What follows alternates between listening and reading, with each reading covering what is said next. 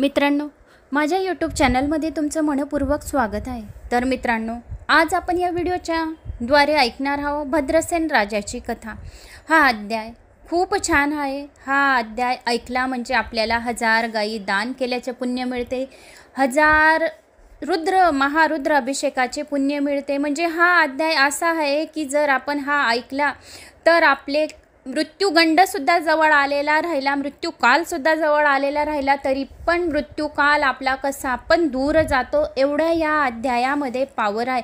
म्हणून या अध्यायाचे रोज प्रदोषकालमध्ये नाही तर जेव्हा वेळ भेटला तेव्हा तरी या अध्यायाचे पारायण करा। हे आख्यान जे पण ऐकेल त्याला दीर्घ आयुष्य, उत्तम सद्गती आणि सद्गुणी संतती लाभते आणि धनधान्याने त्याचं घर भरलेलं राहतं।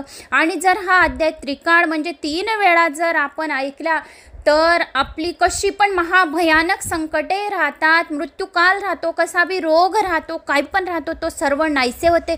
एवढी या अध्यायामध्ये पावर आहे आणि शिवकीर्तनाचा महिमा तो खूप मोठा विशेष आहे। म्हणजे हा 11वा अध्याय म्हणजे 11 रुद्र प्रसन्न होतात, मनामध्ये जे पण आपले इच्छिलेले फळ आहे ते सर्व पूर्ण होते। म्हणजे एवढी ह्या अध्यायामध्ये पावर आहे। रुद्र अनुष्ठान करण्याचे पुण्यफळाची प्राप्ती होते।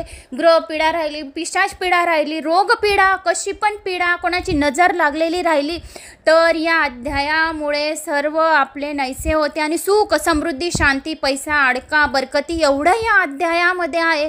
आणि जो कोणी अल्पायुष्य असेल त्याला आयुष्य मिळेल, म्हणजे त्याला खूप कमी आयुष्य आहे आणि जर हा अध्याय जर त्याने ऐकून घेतला तर त्याला खूप दीर्घ आयुष्य भेटेल, एवढा या अध्यायामध्ये पावर आहे।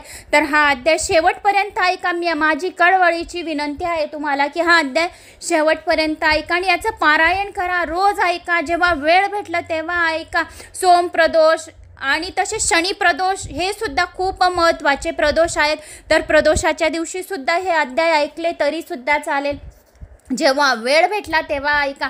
आणि कसे ऐकायचे आहे, जर तुम्ही तुमच्या मंदिरात, देवघरात या घरात बसलेले आहे तर कसे तुम्हाला ऐकायचे आणि काय करायचं तर मित्रांनो, एक तेलाचा दिवा, एक तुपाचा दिवा, तूप नाही राहिलं तेलाचा दिवा लावा, 2 अगरबत्ती लावा, एक पाण्याची बाटली जवळ घेऊन घ्या आणि ज्या 2 अगरबत्त्या तुम्ही लावलेल्या आहेत त्याच्यातलं थोडे रक्षा त्या पाण्याची बाटली या ग्लास भरलेला असेल त्याच्यात घाला आणि आपल्या मुलांना प्यायला द्या, आपल्या नवऱ्याला द्या, सासऱ्यांना द्या, घरात शिंपडा। एवढं अमृत या पाण्यामध्ये समावलेलं राहतं। ज्या वेळेस आपण हा अध्याय ऐकतो त्यावेळेस 33 कोटी देवता तिथं विराजमान राहिलेले असतात। स्वयं अंबे माता, गौरी माता, गणेशजी, कार्तिक स्वामी, षडानंद सर्व तिथं या अध्यायाच्या वेळेस राहतात आणि कुबेर राज हात जोडून उभे राहतात आणि महादेव तिथं स्वतः नित्य करीत असतात। फक्त पाहिजे श्रद्धा आणि विश्वास, एवढं या अध्यायात पावर आहे। तर सर्वांनी हा अध्याय ऐका, आपल्या मुलांना सुद्धा ऐकवा, नाहीतर ते पाणी प्यायला द्या आणि 2 अगरबत्त्या लावलेल्या आहेत त्याची रक्षा जमा करून एका डब्बीत ठेवा आणि कुठं काही खूप चांगल्या कामाला जात आहे तेव्हा ती रक्षा लावून तुम्ही जर गेले तर तुमचं काम खरोखरच पूर्ण होईल। नाहीतर रोज सुद्धा ती रक्षा लावली, शिवाचे भस्म आहे ते, ज्या 2 अगरबत्त्या आपण लावून जी रक्षा जमा करू तर ती भस्म आहे, तर भस्म शिवाला खूप आवडतं आणि आपण सुद्धा अध्याय वाचता या ऐकता आपण जर मोबाईल लावून दिला आहे तर अध्याय ऐकता ती थोडीशी रक्षा आपल्या कपाळी पण लावा, शिवभस्म, तर आपले सुद्धा कोणी दर्शन करेल तर त्याच्याने तो सुद्धा उद्धारून जाईल। एवढं या अध्यायामध्ये सर्वात जास्त महत्त्वाचा अध्याय म्हणजे संपूर्ण पारायण केल्याचे पुण्यफळाची प्राप्ती फक्त या अध्यायामुळे होईल। तर आता आपण अध्यायाला सुरुवात करूया। श्री गणेशाय नमो नमः। भद्रसेन राजाची कथा, श्री शिवलीला अमृत अध्यायमधला 11वा अध्याय। ओम नमः शिवाय अशी प्रार्थना करून शिवलीलाचे अमृत प्राशन करताना सर्वच भक्तांना अतिशय आनंद प्राप्त होत असतो। म्हणून जे नर शिवपूजनात दंग होऊन राहत असतात ते नर श्रेष्ठ होत असतात। शिवपूजनामध्ये रुद्राक्षांचे आगळेवेगळे असे महत्त्व आहे, कारण जो कोणी 1000 रुद्राक्ष शरीरावर धारण करतो तो स्वतः शंकर रूप होत असतो। त्याच्या केवळ दर्शनानेही अनेक जण तरतात। 16 रुद्राक्ष नेहमी हातात बांधावे, एक रुद्राक्ष जटेत बांधावा आणि त्यावरून रोज स्नान करावे, म्हणजे त्या व्यक्तीला त्रिवेणी संगमात स्नान केल्याचे पुण्य मिळते. 12 रुद्राक्ष आपल्या हाताच्या मनगटात बांधावे, गळ्यात 32 रुद्राक्ष बांधावे, जटेपोती 24, 6 रुद्राक्ष कानात बांधावे, म्हणजे तो नर संपूर्ण निर्दोष होत असतो. 108 रुद्राक्षांची माळ नेहमी गळ्यात घालावी. एकमुखी रुद्राक्षांची मनोभावे नित्य पूजा करणारा अतिशय भाग्यवंत होतो. पंचमुखी, 6मुखी, 8मुखी रुद्राक्ष, 14मुखी असलेला रुद्राक्ष लक्ष्मी देणारा असतं. रुद्राक्ष मण्यांनी रोजच्या रोज जप केलेला प्रत्येक मंत्र यशस्वी होतं. अशा या भगवान शंकराच्या आवडता रुद्राक्षांचा महिमा फार मोठा आहे.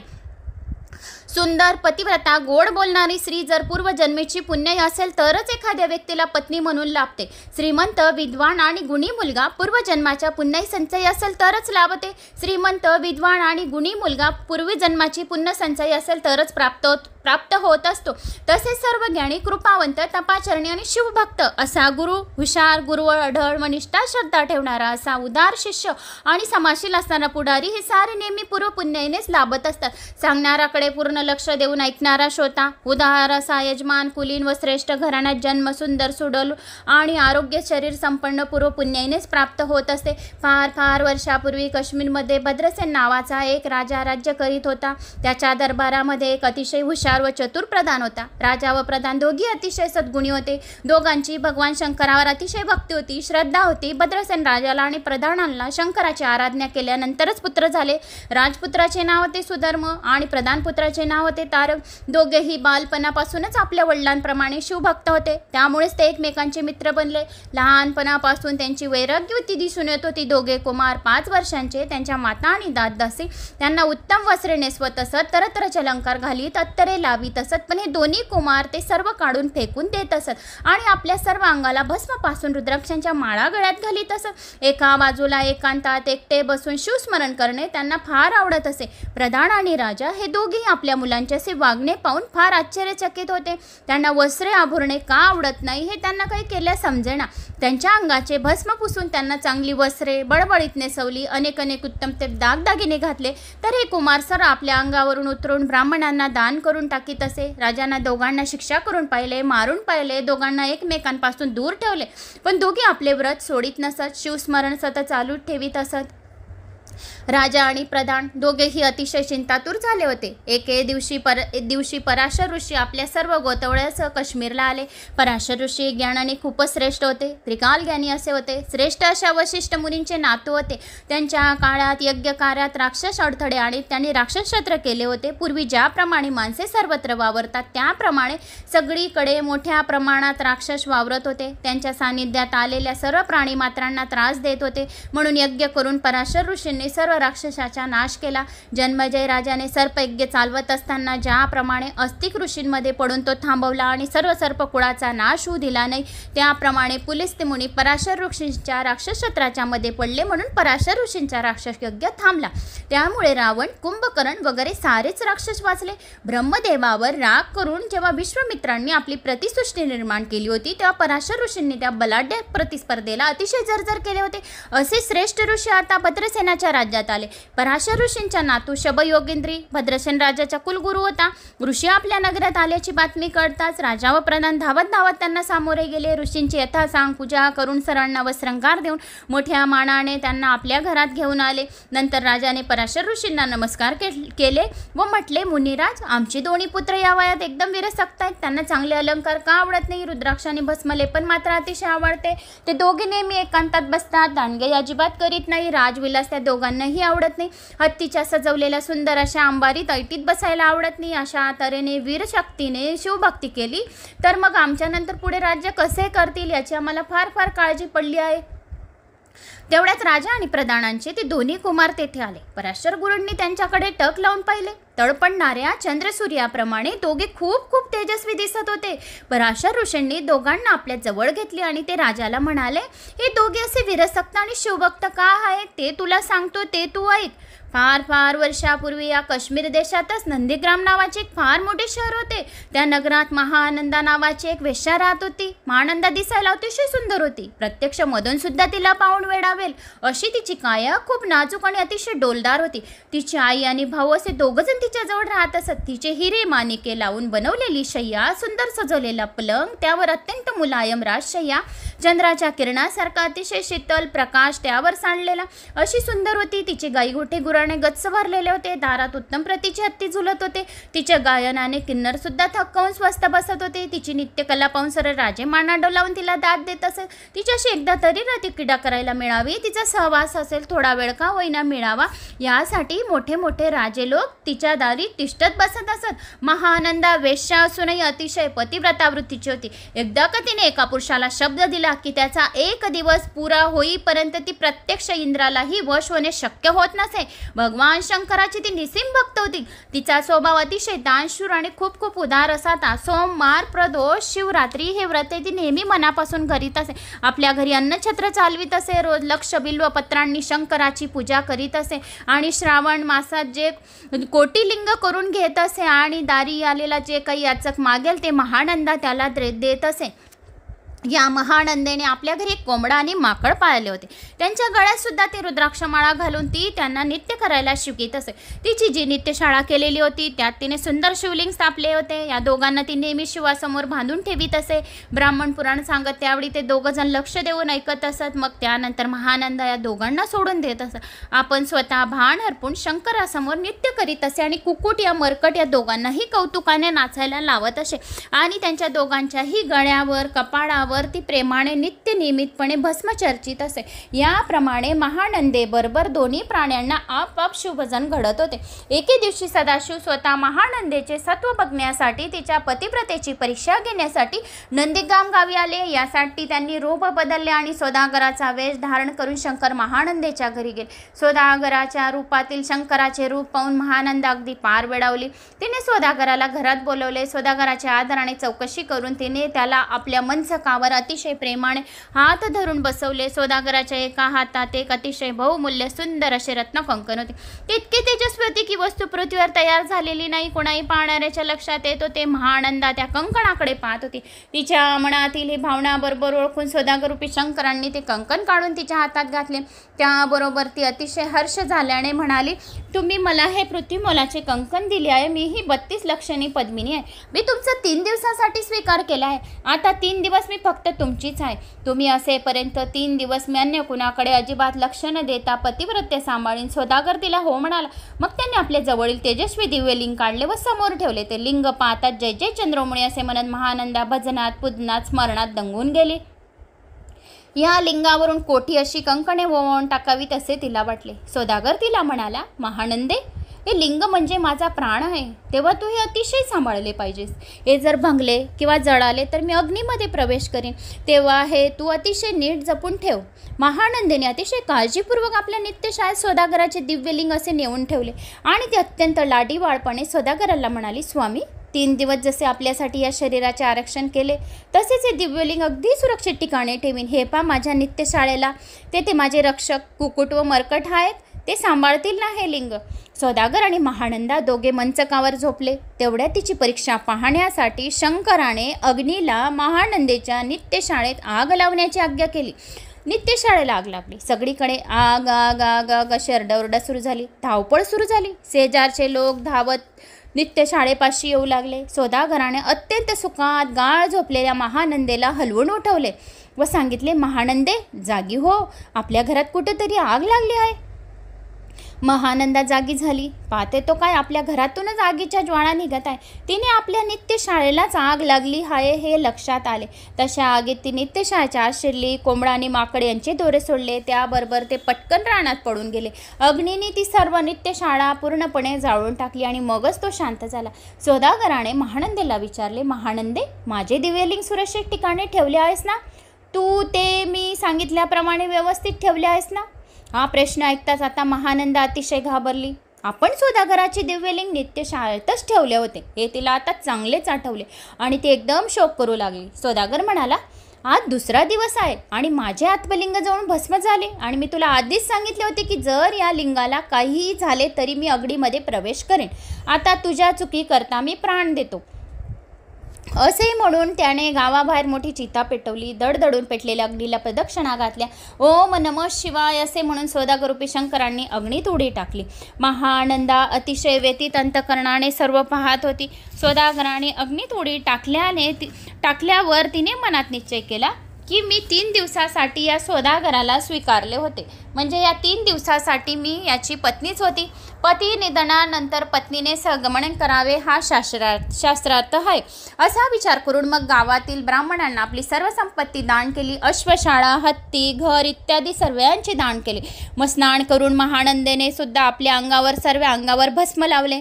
रुद्राक्षांच्या माळा गळ्यात घातल्या. हर साम सदाशिव या नावाचे ध्यान करीत तिनेही अग्नीत उडी टाकली. अशा रीतीने महानंदा सौदागराबरोबर सती गेली. त्याबरोबर इतका वेळ धडधडणारा अगदी एकदम शांत झाला आणि क्षितिजावर एखादा सूर्य उगवावा तसे भगवान शंकर त्या अग्नीमधून प्रकट झाले. मस्तकावर धारण केलेला जटाचा भार, कपाळावरचा तिसरा नेत्र लाल लाल होऊन चमकणारा, माथ्यावर धारण केलेल्या अतिशय शीतल असे गंगेचे झुझू वाहणारे पाणी, मस्तकावर विलसणारी शांतपणे प्रकाशणारी चंद्राची कोड, नीळकंठ हातात नेहमीचा त्रिशूळ, सर्वांगावर भस्माचे लेपन, वाघाचे कातडे नेसून हत्तीचे कातडे आपल्या अंगावरून पांघरून घेतले, म्हणून गळ्यात असंख्य नरमुंडाचे हार घातल्याने सर्व अंगावर साप खेळवणारे अतिशय तेजस्वी शंकर अग्नीतून बाहेर आले आणि त्यांनी आपल्या 10 हातांनी अग्नीमध्ये उडी टाकलेल्या महानंदेला चेंडूप्रमाणे अगदी वरच्यावर झेलले. भगवान शंकर महानंदेला म्हणाले, महानंदे, सौदागराच्या रूपाने मीच तुझी परीक्षा घेतली होती. तू त्यात पूर्ण खरी उतरलीस. तुझे पतिव्रत्य आणि तुझी माझ्यावरची भक्ती यावर मी प्रसन्न झालो आहे. तेव्हा हवे ते वर माग. तेव्हा महानंदा म्हणाली, महादेवा, या सर्व नंदीगाम नगराचा आपण उद्धार करा आणि मला आपल्या पायाजवळ कायमचे स्थान द्या. शंकरांनी तिला तथास्तु म्हटले व तिला शिवलोकी नेण्यासाठी आपल्या शिवगणांयुक्त असे दिव्य विमान पाठवले. त्याच ठिकाणी बोलावून घेतले. मग नगरातील सर्व प्राणी मात्रांसह आई आणि भाऊ यांना बरोबर घेऊन महानंदा विमानात बसली. अशा तऱ्हेने नंदीगाम गावातील त्या सर्वांना शिवचरणाची प्राप्ती महानंदेमुळे झाली. जेथे कधीही कोणता रोग नाही, कसलेही दुःख नाही, तहान भूक सुद्धा लागत नाही, काम क्रोध दुःख दंड याचा जाच नाही. साधे पाणी अमृतासारखे अतिशय गोड असते. जेथे इच्छिला येईल त्याचा लाभ होतो. अशा कधीही नाश न पावणाऱ्या ठिकाणी सती पतिव्रता अशा महानंदेला स्थान मिळाले. महानंदेची गोष्ट ऐकून भद्रसेन राजा म्हणाला, हे मुनिवर, आपण मला महानंदेची गोष्ट सांगितली हे चांगले झाले, पण आमच्या मुलांच्या वागण्याबद्दल नाही सांगितले काही. पराशर ऋषी गोष्ट सांगता सांगता म्हणाले, राजा भद्रसेना, हे तुमचे 2 पुत्र जे आहेत ना, तर ह्या मागच्या जन्माचे महानंदेने जे कुकुट आणि मरकट, कोंबडा आणि माकड पाळले होते, त्यांनी त्या जन्मी महानंदे बरोबर शिवपूजन केले होते, म्हणून त्यांना या जन्मी राजपुत्र असे उत्तम प्रधान पुत्र असे जन्म मिळाले. जो कोणी शिवपूजन करतो, थोडंसं भक्ती करतो, शिवकथा श्रवण करतो, त्याला राजपुत्र राजघराण्यात त्याचा जन्म होतो असे शिवाने स्वतः साक्षात सांगितलेले आहे. म्हणून हे जे पुत्र आहेत ते मागच्या जन्माचे कुकुट आणि माकड आहेत, कोंबडा आणि माकड आहेत. हे न्यायाने खूप वर्ष राज्य करतील, प्रजेला शिवभजनात लावतील, तुमचा उद्धार करतील. हे ऐकल्यावर राजा व प्रधान दोघेही पराशर ऋषींना भक्तिपूर्वक साष्टांग नमस्कार घालून म्हणाले, गुरुदेव, आम्ही तर धन्य झालो आहोत. अशा आम्ही सुपुत्राचे आम्ही माता पिता आहोत. याचा तर आम्हाला आता खूप अभिमान वाटतो आहे. पण आपण त्याच्या मागील जन्माची कथा आम्हाला ऐकवलीत, पण त्यांचं भविष्यकाळ काय आहे, हे पुढे किती वर्ष राज्य करणार आहे, यांचे आयुष्य किती आहे, ते आम्हाला कृपा करून आता सांगायची कृपा करावी. आम्हाला एकुलते एक पुत्र असल्याने आमचा सगळा जीव या पुत्रांमध्येच आहे आणि त्यांच्यातच गुंतलेला आहे. मग पुन्हा एकदा पराशर ऋषी थोडा वेळ ध्यान लावून स्वस्थ बसले. ऋषींना असे बसलेले पाहून राजा म्हणाला, ऋषीवर, आपण शांत का? काय आहे आमच्या मुलांचे भविष्य?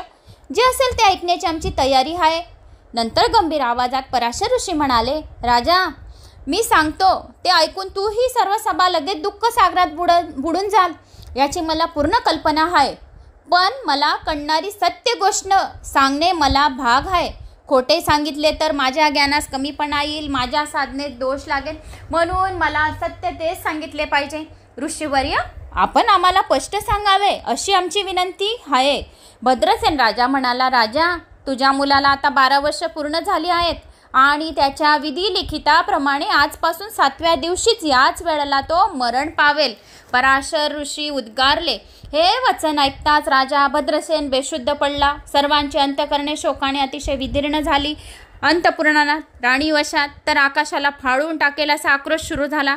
पराशर ऋषींनी राजाला सावध केले. सावध झाल्यावर राजाने विचारले, ऋषीवर यावर उपाय आहे का? असेल तर मला सांगा ना, तो मी करीन. राजाचे रुदन ऐकून पराशर ऋषी उपदेश करू लागले. हे नृपश्रेष्ठा, हे राजा, तू असा धीर सोडू नकोस. तू जर असा धीर सोडलास तर प्रजेने काय करायचे? हे राजा, तू असा धीर सोडलास तर कसे होईल?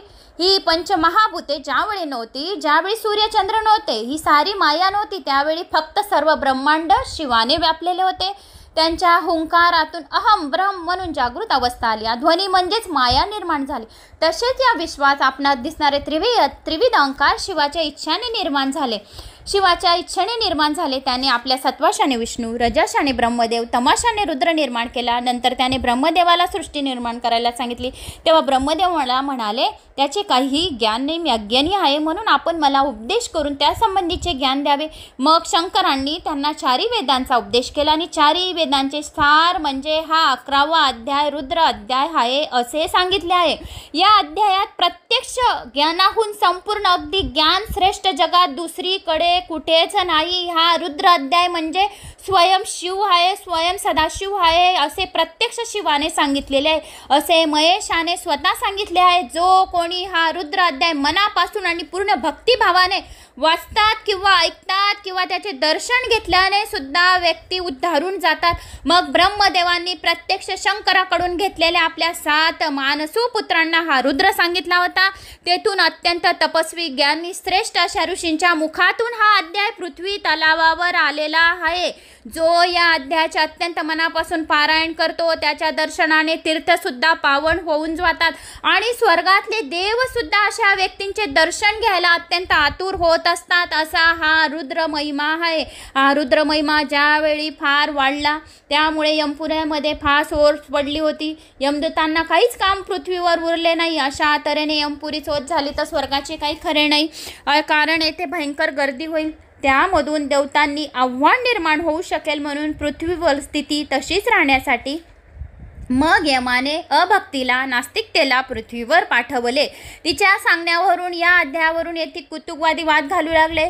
अभक्तीने, नास्तिकतेने लोकांच्या मनातील मत्सर वाढवला. त्यामुळे काही लोक शिवाचा द्वेष करू लागले आणि अति महानरकात जाऊन पडले. यमाने सेवकांना सांगितले, जे कोणी शंकराचा थोडा सुद्धा द्वेष करत असतील त्यांचे आयुष्य कमी करा, त्यांना सारखा खूप त्रास द्या.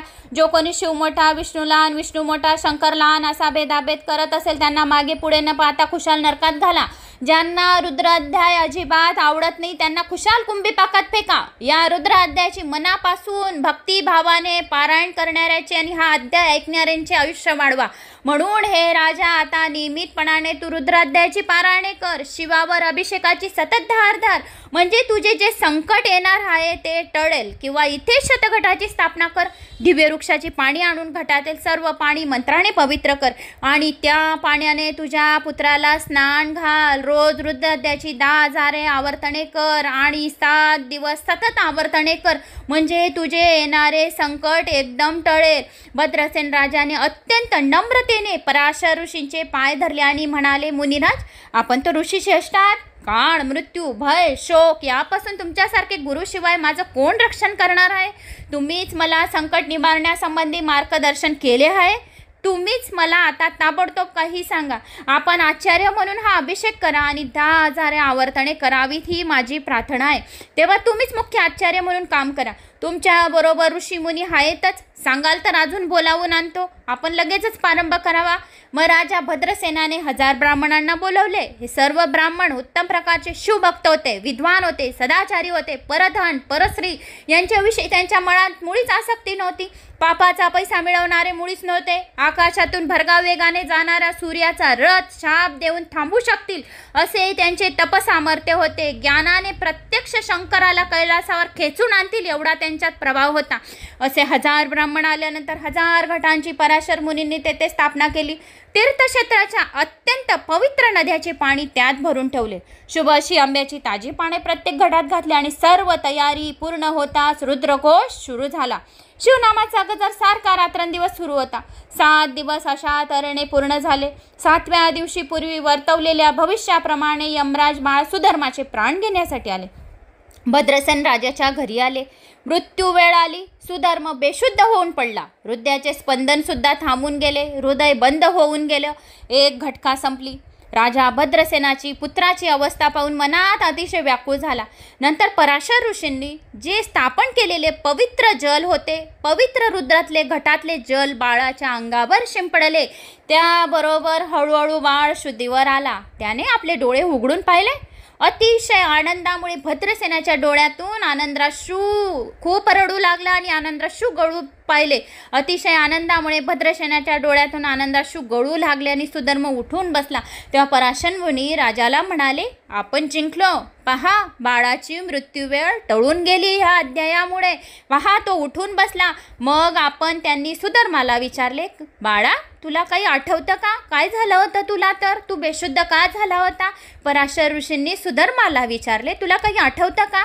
हो, चांगले आठवतं. बाळ म्हणाला, हो, चांगले आठवतं. नवे ते दृश्य अजूनसुद्धा माझ्या डोळ्यापुढे दिसत आहे.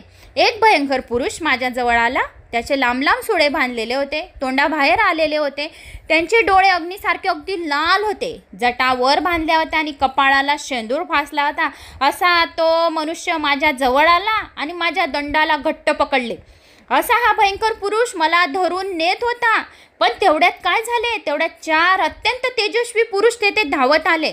त्यांनी वाघांबर नेसलेले होते. अंगाला भस्म फासले होते. गळ्यात रुद्राक्षांच्या माळा घातलेल्या होत्या. हातात लखलखीत शस्त्रे त्रिशूल होता. त्यांनी मला त्या भयंकर पुरुषापासून सोडवले आणि त्या भयंकर पुरुषाला पकडून मारत घेऊन गेले. सुधर्म राजपुत्राने सांगितले, शंकराच्या रुद्र महात्म्याची प्रचिती अशी सर्वांनी पाहिली आणि ऐकली. त्याबरोबर राजा भद्रसेनासह सर्वांनी शंकराचा जय जयकार केला आणि ब्राह्मणांना लोटांगण घातले. रुद्रघटकाचा नमस्कार केला. स्वर्गातून देवांनी सुद्धा हे दृश्य प्रत्यक्ष पाहत होते आणि प्रत्यक्ष सर्वांनी सुधर्माच्या अंगावर पुष्पवृष्टी केली आणि मंगलवाद्य वाजू लागले की स्वयं शिव शंभू त्या मुलाला वाचवायला आला होता. नंतर भद्रसेनाने पुन्हा एक होम केला. अतिशय आनंदाने अनेक उत्तम ते वस्तू ब्राह्मणांना अर्पण केल्या. सर्वांना उत्तम पंचपक्वानांचे जेवण घातले. आपले भंडार उघडून मनसोक्त दान देऊन आलेले सर्व याचक तृप्त झाले. त्याच वेळी दुधात साखर पडावी, सोन्याला सुगंध यावा, त्याप्रमाणे आणखी एक फार मोठा सुयोग आला. देवर्षी नारद अचानक होऊन आपण मंडपात अवतरले. त्यांना तेथे आलेले बघताच कुंडातून प्रत्यक्ष अग्नी त्यांच्या दर्शनासाठी बाहेर आला. पराशर ऋषी, भद्रसेन राजा यांच्यासह सर्वांनी नारद मुनींना अत्यंत आदराने नमस्कार केला. राजाने व सर्वांनी नारद मुनीची षोडोपचारे पूजा केली. नारद मुनी म्हणाले, मी स्वर्गातून पृथ्वीवर येता वाटेमध्ये शंकराचे 4 दूत पाहिले. मृत्यूला ते आपल्याबरोबर बांधून नेत होते. मी चौकशी केली तेव्हा मला समजले की राजा, तुझ्या पुत्राचे मरण चुकले. रुद्रानुष्ठान करून तू फार धन्य झाला आहेस. तर तुझ्या पुत्राचे मरण चुकले आहे असं मी ऐकलं.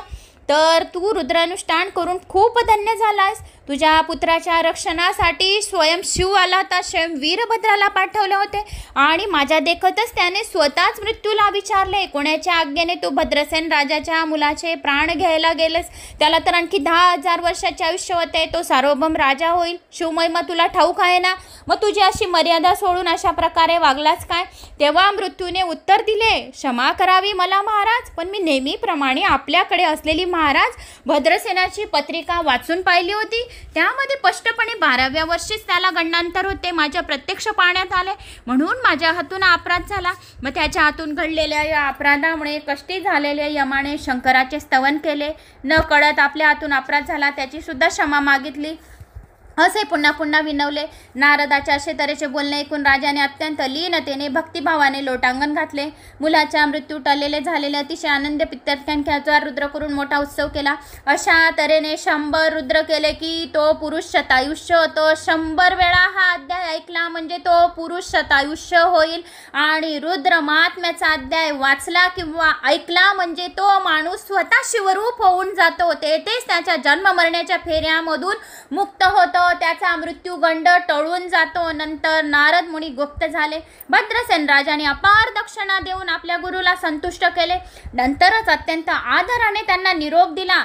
जे आख्यान हे ऐकतील, वाचतील, कोणाला सांगतील तो अतिशय दीर्घायुष्य होईल, उत्तम सद्गुणी संतती लाभेल, ब्राह्मणांना 1000 गाई दान केल्याचे पुण्य मिळेल, 1000 रुद्र अभिषेकाचे पुण्य मिळेल, असे या अध्यायात सांगितले गेले आहे. हा अध्याय वाचला म्हणजे त्या माणसाला खूप काही पुण्य मिळेल, करोडो गुणा, कोटी गुणा पुण्य मिळेल आणि त्याची 7 जन्माची महापापे चटकन नाहीशी होतील, असा हा अध्याय आहे. हा अध्याय जर त्रिकाळ वाचला तर त्याच्यावर आलेली महासंकटे, महाभयानक गंडांतरे, महासंकटे जो पण असेल ते सर्व दूर होतील आणि कलयुगात तर शिवकीर्तनाचा महिमा विशेष मोठा आहे. तर पुढे भद्रसेन राजाने सुधर्मपुत्राला आपले राज्य दिले, तारकाला राज्याचे प्रधानपद दिले आणि प्रधानांसह राज वाण प्रस्तावाचा स्वीकार करून तप करण्यासाठी निघून गेले. शंकराने आपले दिव्य विमान पाठवले, त्या दोघांना स्वर्गात नेले. दोघे तेथे विष्णू ब्रह्मदेव यांच्या राज्यात काही दिवस राहून शेवटी शिव स्वरूपात विलीन झाले. हा 11वा अध्याय म्हणजे 11 रुद्र आहेत. हा अध्याय भक्तिभावाने नेहमी ऐकला म्हणजे 11 रुद्र आपल्यावर प्रसन्न होतात, आपल्या मुलांचे दीर्घायुष्य होते, आपल्या नवऱ्याचे आयुष्य वाढते, मनामध्ये आपल्या मुला बाळांविषयी सर्वांविषयी जे पण तुमची इच्छा आहे ती इच्छा तुमची पूर्ण होते, असं या अध्यायामध्ये एवढं पावर आहे. म्हणून महामृत्युंजय जप आणि हा अध्याय जो कोणी ऐकतो त्याला रुद्र अनुष्ठान केल्याचे पुण्य मिळते आणि त्याची कसलीही रोग, बिमारी, ग्रहपीडा, पिशाचपीडा काही पण असेल तर ती कधी सुद्धा त्याला बाधत नाही, एवढं या अध्यायामध्ये पावर आहे. जो या अध्यायाला खोटे म्हणेल तो अतिशय अल्पायुष्य होईल, त्याला जीवन मरणमधून तो कधीच तिथंच राहील, त्याला खूप महापापे भोगावे लागतील, नरक यातना भोगाव्या लागतील. म्हणून या अध्यायाला कोणी खोटे आहे असे म्हणू नये, असे शिवाने स्वतः सांगितले आहे. आणि अशा माणसाची सुद्धा संगत कधी धरू नये, त्याला कायमची वाळीत टाकावे.